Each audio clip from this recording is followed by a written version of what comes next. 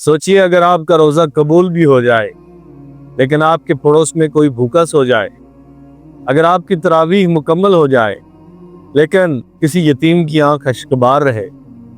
رمضان صرف بھوک برداشت کرنے کا نام نہیں دوستو، رمضان دوسروں کی بھوک محسوس کرنے کا نام ہے۔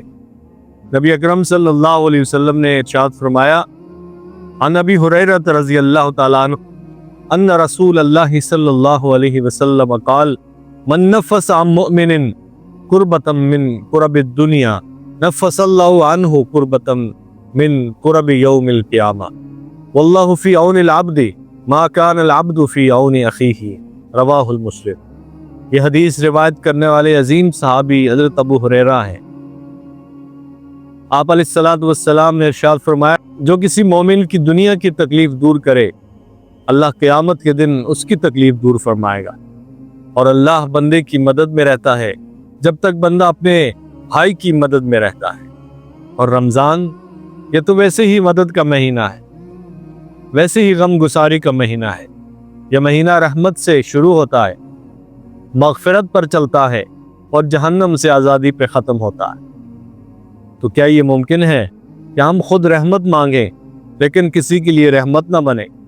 رمضان ہمیں بھوکا رکھتا ہے تاکہ ہم بھوک کو سمجھیں، رمضان ہمیں پیاسا رکھتا ہے تاکہ ہم پیاسوں کا درد محسوس کریں۔ افطار کی میز پر بیٹھ کر اگر ہمیں کسی غریب کی یاد نہ آئے تو شاید ہم نے روزے کا مقصد نہیں سمجھے۔ غم گساری رمضان کی روح ہے۔ کسی روزہ دار کو افطار کرانا، کسی بیوہ کے گھر راشن پہنچانا، کسی یتیم کے سر پر ہاتھ رکھنا، کسی مقروض کا بوجھ ہلکا کرنا، یہ سب دیگر تمام عبادات سے کم نہیں۔ آپ نے محسوس کیا ہوگا رمضان میں دل نرم ہو جاتا ہے، آنکھیں جلد نم ہو جاتی ہیں، دعائیں جلد نکلتی ہیں۔ یہی وقت ہے کسی کا آنسو پوچھنے کا۔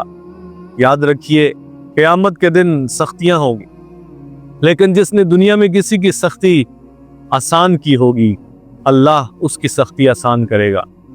کیا ہم چاہتے ہیں کہ اللہ ہمارے اندھیروں میں روشنی کر دے تو ہمیں کسی کے اندھیرے میں چراغ جلانا ہوگا؟ کیا ہم چاہتے ہیں کہ ہماری دعا فوراً قبول ہو تو ہمیں کسی مظلوم کی دعا لینی ہوگی؟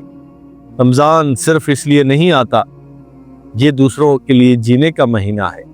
آج عہد کرے ہم صرف روزہ نہیں رکھیں گے، ہم کسی کے لیے سکون بنیں گے۔ ہم صرف قرآن نہیں پڑھیں گے، ہم کسی کا بوجھ بھی اٹھائیں گے۔ ہم صرف دعا نہیں کریں گے، ہم کسی کے لیے دعا کا سبب بھی بنیں گے۔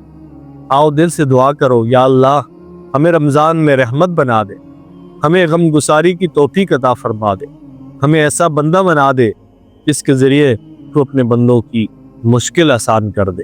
آمین یا رب العالمین۔